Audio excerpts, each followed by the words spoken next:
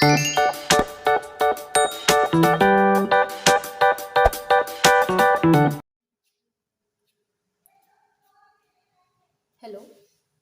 So basically आज हम जो करने वाले हैं वो है क्लास 12 का chapter second, end of bipolarity, that means दो ध्रुवीयता का अंत।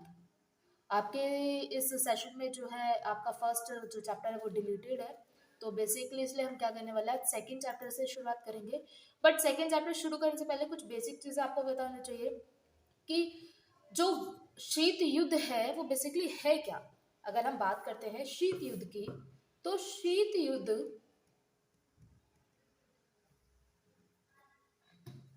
युद्ध एक ऐसा युद्ध है जो किसी स्थान पर ना होकर के विचारों में होता है।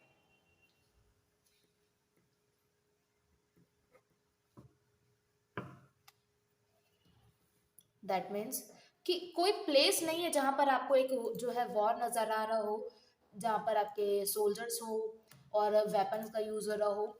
यहाँ शीत युद्ध का जो अर्थ होता है सिंपली वो होता है कि आप किसी जो है स्थान पर युद्ध नहीं करते हो, बल्कि किन्हीं दो देशों के जो आपके बड़े बड़े दिग्गज हैं या जो नेता हैं, उनके विचारों का आपसी टकराव जो है वो शीत युद्ध कहलाता है।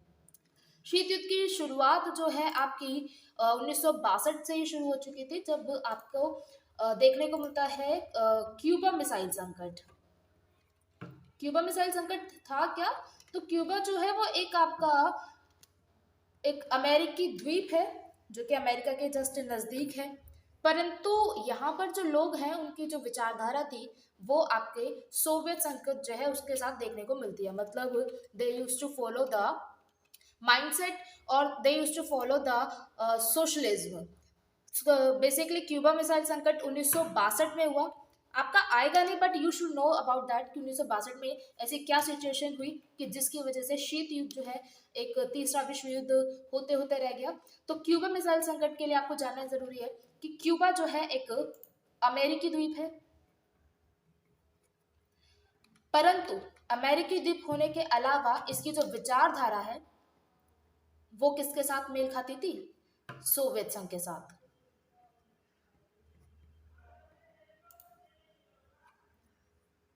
इसी वजह से सोवियत संघ ने क्यूबा के अंदर, सोवियत संघ ने क्या करा, सोवियत संघ ने आपके क्यूबा के अंदर जो है अपनी मिसाइलें स्थापित कर दी, और इन मिसाइलों के ही जरिए अमेरिका का 1/3 भाग जो है वो आपके मिसाइलों की निगरानी में आ गया।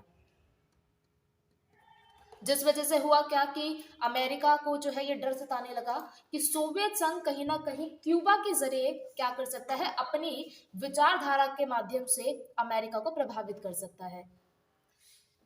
आई होप आपको ये तो पता ही होगा कि आपका जो विश्व था वो दो गुटों में बटा हुआ है। विश्व को अगर आप दो गुटों में बांटते हो तो एक है आपका अमेरिकी गुट और दूसरा है आपका सोवियत संघ। अमेरिका के अंदर जितने भी पश्चिमी देश हैं यूरोप के, वे सभी शामिल हैं, और सोवियत संघ के अंदर आपको पूर्वी देश जो हैं वो नजर आते हैं। इन्हीं की वजह से आपको जो विश्व है वो दो गुटों में जो है बटा हुआ नजर भी आएगा। तो सोवियत प्रणाली की अगर हम बात करते हैं तो सोवियत प्रणाली थी क्या? सोवियत प्रणाली के अंदर आपको समाजवादी विचारधारा दिखाई देती है। समाजवादी विचारधारा कौन सी होती है? तो समाजवादी विचारधारा बेसिकली वो विचारधारा है जहां पर हर एक चीज पर सरकार का नियंत्रण हो, अर्थात जहां कोई भी प्राइवेट ऑनरशिप आपको नजर नहीं आती है। इसका समाज का जो सामाजिक विचारधारा जो है इसका उद्देश्य क्या होता है? तो एक समता मूलक समाज की स्थापना करना, जहां पर सभी चीजों पर समाज का बराबर का हक होगा। निजी संपत्ति कोई नहीं होगी यहाँ पर, और जो संपत्ति होगी उस पर समाज का पूरा नियंत्रण होता है। इसलिए इसको क्या कहा जाता था? आपका सोवियत प्रणाली कहा जाता था। तो आप कह सकते हो कि सोवियत संघ ने जो है स्वयं को विकसित करने के लिए एक प्रणाली का इस्तेमाल किया जिसको आपने सोवियत प्रणाली भी कह दिया। वहीं पर आपको पश्चिमी विचारधारा जो मिलती है उसको आप पूंजीवादी विचारधारा कहते हो, जो टोटली डिपेंड करती है आपकी प्राइवेटशिप पर, मतलब जहां पर आपको बहुत सारी चीजों पर निजी नियंत्रण जो है लोगों का देखने को मिलता है। पूंजीवादी विचारधारा के नाम से इसको जाना जाता है, जहां पर नियंत्रण किसी एक व्यक्ति के द्वारा या एक कंपनी किसी भी चीज के ऊपर क्या करती होगी, नियंत्रण करती होगी, उसको कहा जाता है पूंजीवादी विचारधारा। तो आपके पश्चिमी यूरोपियों ने जो आपकी विचारधाराओं को अपनाया वो थे आपकी पूंजीवादी विचारधारा, और वहीं पर अब आप देखोगे कि पूर्वी देश जो थे उन्होंने जिस विचारधारा को अपनाया वो था आपका समाजवादी विचारधारा। इसके आगे आपका इस चैप्टर में जो मेन है वो ये है कि सोवियत संघ का जो है कहीं ना कहीं आप कह सकते हो कि उसका अंत कैसे हुआ, क्योंकि ये जो चैप्टर है वो है दो ध्रुवीयता का अंत। इससे पहले दो ध्रुवीयता का अंत से पहले जो आपको मेरे को समझाना था, जो मुझे लगा इंपॉर्टेंट है आपको समझना जरूरी है, वो समझा चुकी हूँ मैं आपको। सोवियत संघ के विघटन के साथ ही शुरुआत होती है दो ध्रुव का अंत होना। दो ध्रुव का अंत मतलब क्या, कि अब जो देश है आपका वो सिर्फ और सिर्फ एक गुट में ही जो है तब्दील होकर के रह गया। और इसकी जो कहानी है वो शुरुआत होती है सोवियत संघ के विघटन की। तो उसके पीछे ना आपको बहुत सारे कारण मिलेंगे, मतलब ऐसे क्या चीजें रही होंगी जो जिसने सोवियत संघ का अंत करा, और जब सोवियत संघ का अंत हुआ तो उसके साथ ही अंत हुआ आपके दो ध्रुवीयता का।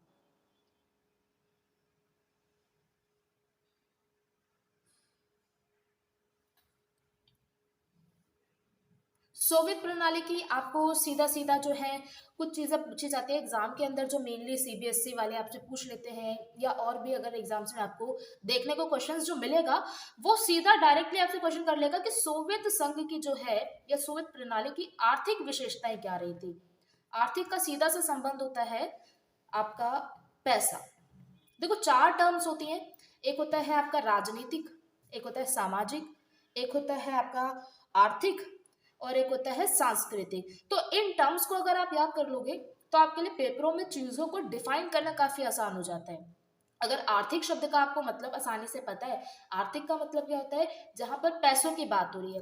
तो सोवियत प्रणाली की आर्थिक विशेषताओं में क्या लिखोगे आप, सिंपल सी चीजें, जहां पर आप कह सकते हो कि भैया जो आपका समाज है, समाज पर किसका नियंत्रण है, समाज पर सरकार का नियंत्रण है।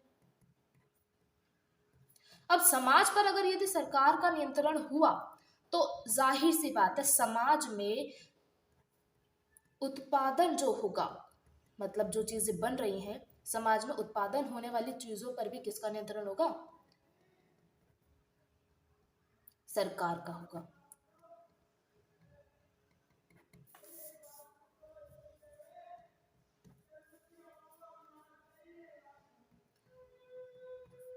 ठीक है, यानी कि आप कह सकते हो कि आपका जो समाज है, समाज पर सरकार का नियंत्रण। अब समाज पर सरकार का नियंत्रण है तो जाहिर सी बात है कि समाज में जो भी चीज बन रही होगी आपकी, ठीक है, वो कहाँ पर, उस पर भी किसका नियंत्रण होगा, उस पर भी आपके सरकार का नियंत्रण होगा। सोवियत प्रणाली की एक विशेषता आपको और मिलती है क्या, कि यहाँ पर सुई से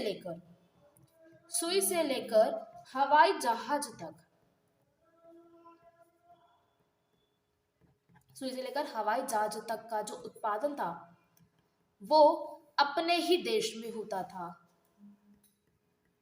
यानी बंद अर्थव्यवस्था, जिसका सिंपल सा मतलब कि यहां पर आपको क्या मिलेगा, आप उसको ये भी लिख सकते हो बंद अर्थव्यवस्था।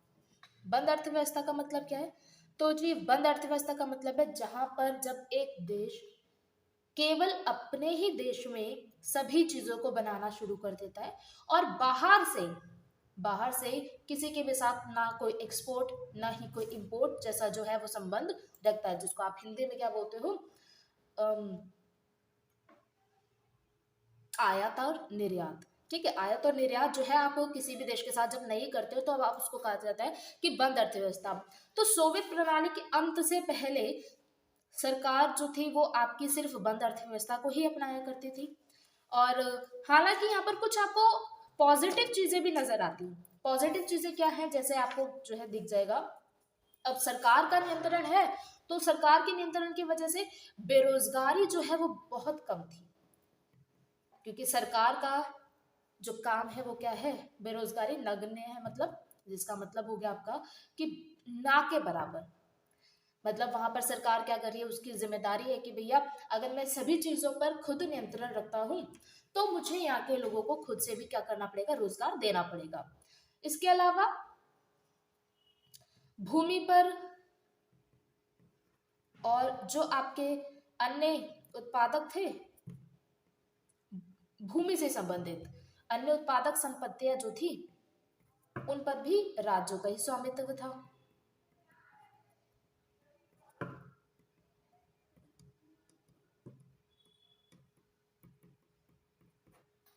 इसके अलावा ऊर्जा संसाधन का सोवियत संघ के पास विशाल भंडार मिलता है। जी हाँ, रशिया में जो आज आपका प्रेजेंट रशिया है, वहां पर आपको बहुत सारे खनिज तेल लोहा जैसे जो आपके जो रिसोर्सेज है वो बहुत ज्यादा मात्रा में मिलते हैं। और यही कारण है कि जो आपका सक्सेसर रहा सोवियत संघ का, जो आपका प्रेजेंट डे रशिया है, वो आज इतनी तरक्की जो है वो कर चुका है 1992 में बनने के बावजूद। तो ऊर्जा संसाधनों का जो है आपको विशाल भंडार वहां मिलता है।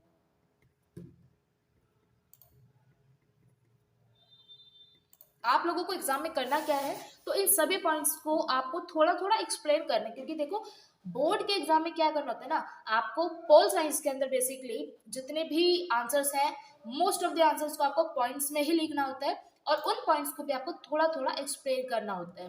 अगर कोई क्वेश्चन आपसे 5 मार्क्स का पूछ लिया जाता है तो at least you have to write 5 points, और उन सभी पॉइंट्स को आपको क्या करना होगा, एक्सप्लेन जरूर करना होगा। और जो आपके मेन हेडलाइंस है या जो आप कह सकते हो पॉइंट्स, उनको आपको क्या करना पड़ेगा, हाईलाइट करना पड़ेगा। ये तो हो गया आपका जो आर्थिक प्रणाली थी वो। राजनीतिक प्रणाली की मैं बात करूं या राजनीतिक विशेषताएं, तो राजनीतिक विशेषताओं में आपको ज्यादा कुछ नहीं मिलेगा। राजनीतिक विशेषताओं में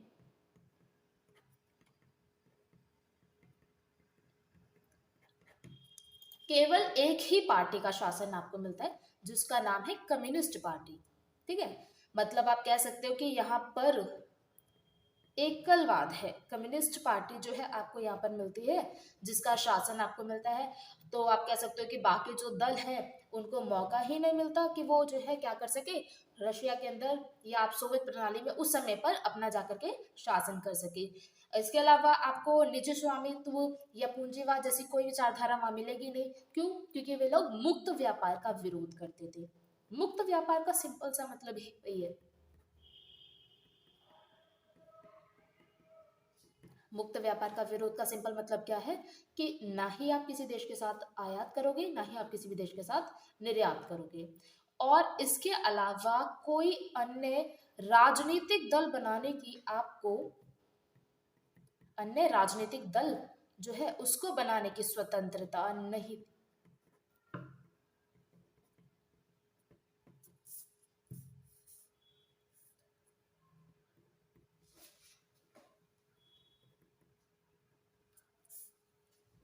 ठीक है, तो इसको आप कह सकते हो कि ये आपकी राजनीतिक विशेषताएं रही। इसके अलावा आपको जो पूछ लिया जाएगा वो मैं आपको बता देती हूँ।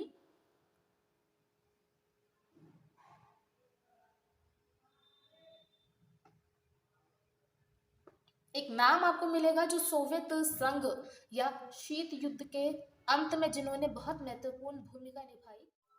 तो बेसिकली राजनीतिक विशेषताओं के बाद जो आपके पेपरों में पूछे जाने वाली चीज है वो ये कि मिखाइल गोर्बाचेव ने ऐसे कौन से कदम उठाए जिसकी वजह से आपको क्या मिलता है, सोवियत संघ का जो है अंत देखने को मिलता है। क्योंकि मिखाइल गोर्बाचेव के कदमों ने ही कहीं ना कहीं सोवियत संघ का जो है अंत किया था।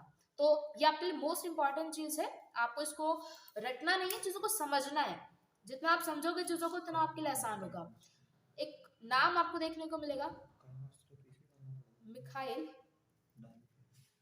गोर्बाचेव। अभी थे कौन बेसिकली, तो ये आपके 1985 में, 1985 में जो है ये आपके यूएसएसआर, यूएसएसआर मतलब सोवियत संघ जो है उसके नेता बने। इसके बाद इन्होंने जब ये नेता बन गए उसके बाद उन्होंने सोचा कि क्यों ना सोवियत संघ में कुछ सुधार लाया जाए, क्योंकि कहीं ना कहीं लोग जो थे सोवियत संघ के उनके तरफ से बर्लिन के अंदर जो कि आपके जर्मनी में आपको देखने को मिलता है, वहां पर उन्होंने देखा कि पश्चिम के जो लोग हैं वो कहीं ना कहीं बहुत ज्यादा तरक्की कर चुके हैं और हम जो है आज भी कहाँ रह गए हैं, पीछे रह गए हैं। तो इस चीज को देखते हुए मिखाइल गोर्बाचेव ने भी आपकी कुछ नीतियां लेकर आए, जिसमें से आपको दो मुख्य नीतियां मिलती है। एक नीति है आपका ग्लास नोस्ट, जिसका मतलब होता है ओपननेस, अर्थात खुलेपन की नीति। आप इसको एग्जैक्टली पेपर के अंदर लिखे भी आ सकते हो। इसका मतलब क्या था कि अब तक जिस सोवियत संघ ने अपने आप को खुद को बचा रखा था कि हम किसी भी देश के साथ जो है आपका आयात और निर्यात नहीं करेंगे, अब उन्होंने अपनी अर्थव्यवस्था को क्या करा, उसको खोलना शुरू करा। दूसरे देशों के साथ उन्होंने आयात और निर्यात जो है व्यापार को बढ़ाना शुरू करा। इसे कहा जाता है ग्लासनोस्त। और वहीं पर उन्होंने एक और नीति का नाम दिया जिसका नाम था पेरेस्ट्रोइका। पेरेस्ट्रोइका का मतलब होता है आप इसको बोल सकते हो कि चीजों को वापस से बनाना, पुनर्गठन बेसिकली आप इसको कह सकते हो। ठीक है, पुनर्गठन का मतलब क्या है कि चीजों को आप वापस से जो है शुरू करने की कोशिश कर रहे थे। और इन दोनों ही नीति का जो मुख्य उद्देश्य था वो था सोवियत संघ में शांति लाना। ठीक है, सोवियत संघ के अंदर उन्होंने जो है सोचा कि क्यों ना अब शांति जो है उसको लेकर आए, इसको बहाल की जाए। एंड इसके अलावा कुछ राजनीतिक सुधार उन्होंने करे। आप इनको एज इट इज ही लिख के आइएगा, एक्सप्लेन विद एक्सप्लेनेशन। राजनीतिक सुधार में आपको जो है कुछ चीजें मिलती है। जैसे पहली चीज आपको मिलती है, उन्होंने लोकतंत्र का प्रचार कर दिया। लोकतंत्र का प्रचार उन्होंने किया। अब जिस देश के अंदर अब तक लोकतंत्र जैसी कोई टर्म्स इस्तेमाल ही नहीं हो रही थी, या आप कह सकते हो कि जिस देश की व्यवस्था अब तक सामाजिक थी, वहां पर सडनली लोकतंत्र को लाना लोगों के लिए बहुत बड़ी बात थी। एकदम से उनके लिए ये चीज डाइजेस्ट ना करने के बराबर थी। तो लोकतंत्र का प्रचार जब मिखाइल गोर्बाचेव ने किया तो उसका रिजल्ट आपको मिला सोवियत संघ का अंत। वहीं दूसरी चीज उन्होंने करी, जर्मनी के एकीकरण में मदद। जर्मनी के एकीकरण में उन्होंने क्या करा, मदद कर दी। मतलब जो देश अब तक द्वितीय विश्व युद्ध के बाद से अब तक क्या था, पूरे विश्व के लिए ही दुश्मन बना बैठा था, अब रशिया या आप कह सकते हो सॉरी सोवियत संघ जो है उन्होंने जर्मनी के एकीकरण में मदद करी, तो वो चीज भी लोगों को भाई नहीं। तो इसलिए आप कह सकते हो कि राजनीतिक सुधार जो थे उनके लिए तो सुधार थे, परंतु इसने जिस चीज में मदद करी वो था आपका सोवियत संघ का अंत। वहीं उन्होंने कुछ आर्थिक सुधार भी लाने की कोशिश करी थी। ये क्वेश्चन आपको ऐसा पूछा जा सकता है कि मिखाइल गोर्बाचेव द्वारा उठाए गए कदमों को बताइए, या किन कदमों की वजह से सोवियत संघ का जो है अंत आपको मिला। तो आर्थिक सुधार हो गया आपका, राजनीतिक सुधार हो गया, और इसके अलावा ये जो कुछ नीति थी आपकी, तो ये आपको बता करके आनी है। आर्थिक सुधार में आपको पहली चीज मिलती है हथियारों की होड़ को रोकना। हथियारों की होड़ को रोकना।